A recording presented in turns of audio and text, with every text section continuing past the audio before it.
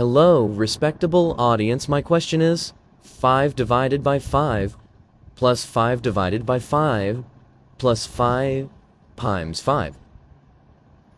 According to PEMDAS, each is PEMBAS. According to PEMDAS, parentheses and exponent will be solved first, then multiplication and division, and finally addition and subtraction.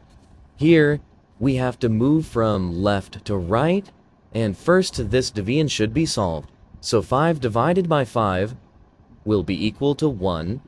5 divided by 5 less 5 times 5.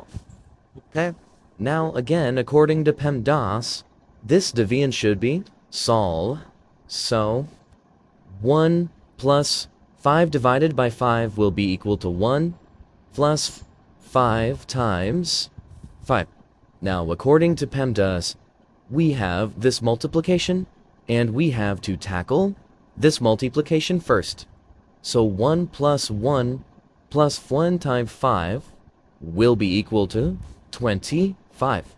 Now 1 plus 1 will be equal to 2 plus 25, which is equal to 27. Hence 27 will be our answer. Thank you for watching and subscribing my YouTube channel.